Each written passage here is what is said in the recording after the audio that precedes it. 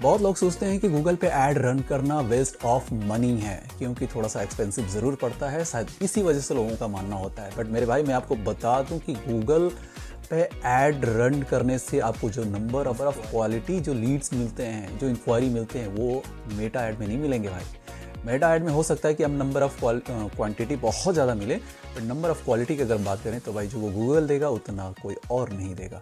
इसका live example मैं आज आपको दिखाने वाला हूं अपने डैशबोर्ड पे कि किसी का ऐड रन किया था मैंने, उसका पूरा का पूरा आपको ओवरव्यू दिखाऊंगा, जिससे आपको खुद ही आइडिया लगेगा कि यार वाकई में ऐसा कुछ नहीं है।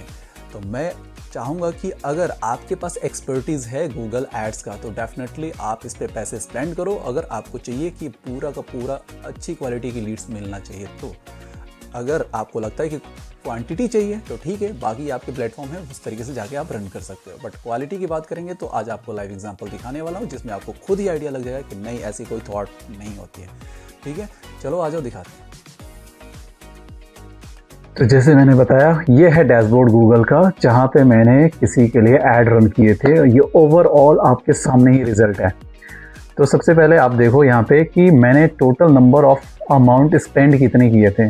31,000 रुपीज़ मैंने स्पेंड किए थे। ठीक है, अच्छा, उसके बदले में मुझे क्या मिला? तो यहाँ पे आप देखो, इम्प्रेशन 20,000 मिला, उसमें से क्लिक्स 1100 समथिंग क्लिक्स मिले, और टोटल आपकी जो CPC कॉस्ट पर क्लिक जो था, यानी कि एक क्लिक का मैंने कितना अमाउंट स्पेंड किया, 36 रुपीज़ के आसपास क्लिक किया। बहुतों को लगेगा कि अरे यार ये तो बहुत ज़्यादा है, क्योंकि ये तो महंगा हो गया। बट यहाँ पे एक चीज़ और क्लियर कर दूं कि ये B2B बिजनेस के लिए था। B2B यानी कि बिजनेस टू बिजनेस, और B2C बिजनेस टू कस्टमर।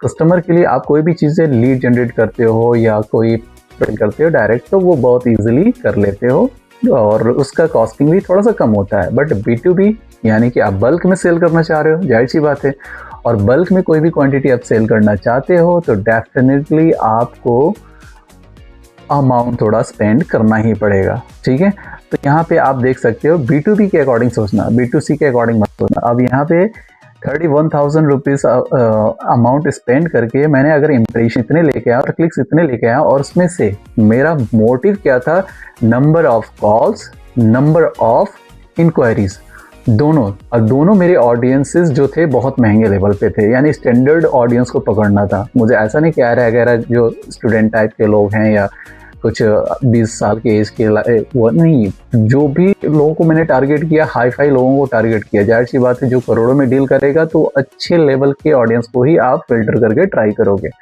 तो इस तरीके का ये ऐड था। अब यहाँ पे थोड़ी सी डिटेल में और दिखाना चाहूँगा कि जैसे कि इम्प्रेशन और क्लिक्स, बहुत लोगों को इम्प्रेशन और क्लिक्स में डिफरेंसेस नहीं पता होते हैं, तो मैं बता देना चाहता हूँ कि यदि गूगल पे मैंने ये सर्च ऐड चलाया, और सर्च ऐड चलाया तो गूगल पे किसी ने सर्च किया for example digital marketing course in Delhi. अब सर्च करने के बाद वहाँ पे 3 ऐड 4 ऐड दिखे, तो 3-4 ऐड में से उसने क्या किया, तीनों चारों ऐड देखते हुए आगे बढ़ गया, नीचे स्क्रॉल करते हुए चला गया, यानी कि वहाँ पे इंप्रेशन उन सभी तीनों ऐड पे इंप्रेशन 111 काउंट हो गया। बट सडन क्या होता है कि उसने तीनों ऐड या चारों ऐड जो भी देखा, उसमें से उसको लगा कि एक बेहतर है, तो एक बेहतर है तो इट मीन्स कि उसने एक पे क्लिक किया। तो इम्प्रेशन तो था पहले से ही, अब इम्प्रेशन जब पहले से था तो एक क्लिक्स उसने कर दिए उस पर, यानी कि इम्प्रेशन के साथ साथ उसने क्लिक्स यानी कि एक्शन ले लिया, और वहाँ पे जाके वो अपना विजिट करके इंफॉर्मेशन कलेक्ट करके उसके अकॉर्डिंग वो लेना चाहेगा। तो ये डिफरेंसेस दोनों में होते हैं, इम्प्रेशन और क्लिक्स में। अब आगे लेके चलता हूँ मैं कि इसका रिजल्ट ये तो था। तो मेरे 2 मोटिव थे, मैंने पहले ही बता दिया कि एक था कॉल जनरेट करना, दूसरा इंक्वायरी फॉर्म। इंक्वायरी फॉर्म तो चलो ठीक है, आपका क्या होता है कि लैंडिंग पेज होता है जिसपे मैंने टारगेट किया था, लैंडिंग पेज पे इंक्वायरी फॉर्म बनाया हुआ था, और उस इंक्वायरी फॉर्म में आपका जो डिटेल, नंबर, ईमेल आईडी, नाम, सिटी, एड्रेस, ये सब चीज़ें इंक्वायरी फॉर्म में मैंने रिक्वायरमेंट डाली थी, वो सारी डिटेल मेरे पास आ भी रहे थे, वो मेल पे मैं ले जाके दिखा सकता हूँ आपको। बट जो गूगल डैशबोर्ड पे जो भी चीज़ें हैं मैं आपको अभी अभी दिखाना चाहूँगा। यहाँ पे मैं आ जाता हूँ कैंपेन्स पे। अब कैंपेन्स पे आ जाते हैं यहाँ पे, ठीक है। अब यहाँ पे आप देखोगे तो यहाँ पे कुछ डिटेल मैं आपको दिखाना चाहूँगा। यहाँ पे जैसे कि कुछ फीचर्स इसने बहुत अच्छे दे रखे हैं गूगल ने, कि अगर आपने जो भी रिजल्ट आपने जनरेट किए हैं उसके बेसिस पे आपको क्या क्या डिटेल मिल सकता है। यहाँ पे आप ऑप्शन देख सकते हो, इस पर मैंने क्लिक कर दिया। अब यहाँ पे क्लिक करने के बाद आप आ जाते हो सीधे एड्स एंड एसेट्स पे।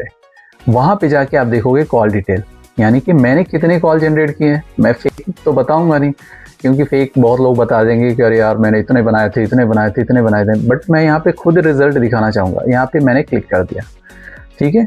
क्लिक करने के बाद जो ड्यूरेशन मैंने सेलेक्ट किए थे, यानी जो टाइम लिमिट मैंने सेलेक्ट किए थे, इससे लेके यहाँ तक का मुझे पूरा रिजल्ट दिखाना है।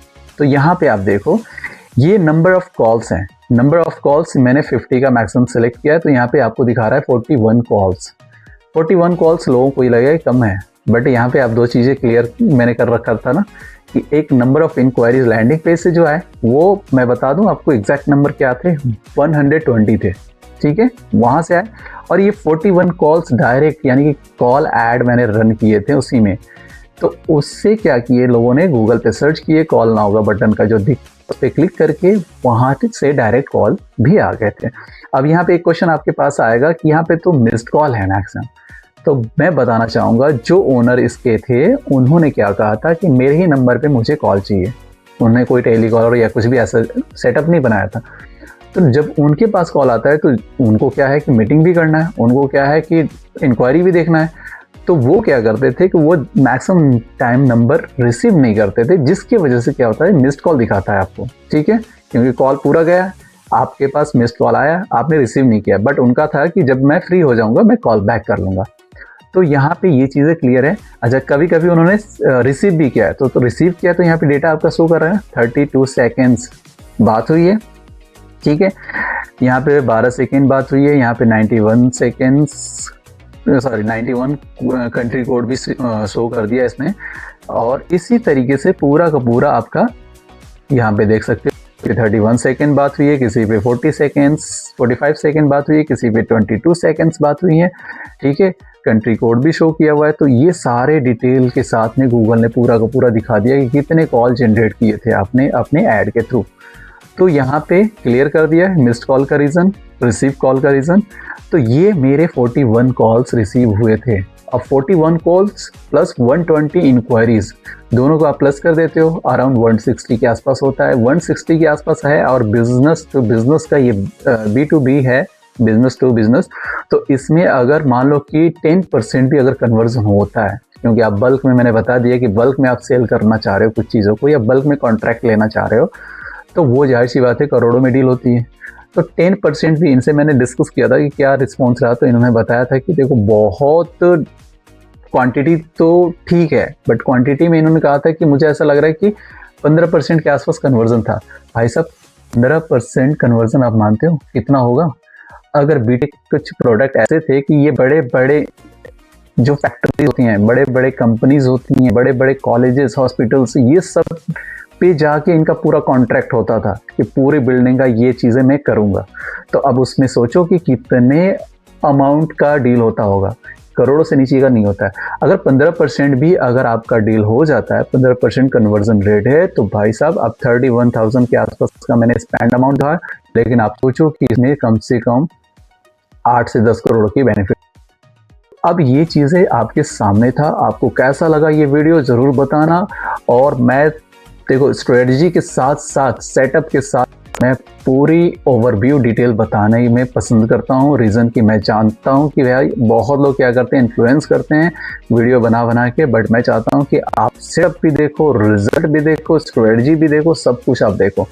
तो नेक्स्ट वीडियो इससे भी बेहतर बना के लेके आऊँगा, तो आप बने रहना। और हाँ, अच्छा लगे तो आप ज़रूर बेल आइकन दबा देना, या सब्सक्राइब कर देना, या कमेंट कर देना, जो भी है। और लगता है कि इसका पूरा डिटेल और भी आपको चाहिए तो आप गूगल एड्स कमेंट में लिख देना, मैं आपको डायरेक्ट DM रोड मैप कर दूंगा, ठीक है। चलो मिलते हैं नेक्स्ट वीडियो में, बाय बाय, टेक केयर। अगर आपको इस तरह की practical digital marketing case studies पसंद आती हैं, जहां मैं सिर्फ थ्योरी नहीं बल्कि रियल कैंपेन्स और रियल रिजल्ट्स दिखाता हूं, तो पेज को फॉलो जरूर करिए। आगे भी मैं मेटा एड्स, गूगल एड्स और AI टूल्स के ऊपर ऐसे ही प्रैक्टिकल ट्यूटोरियल्स लेकर आने वाला हूं।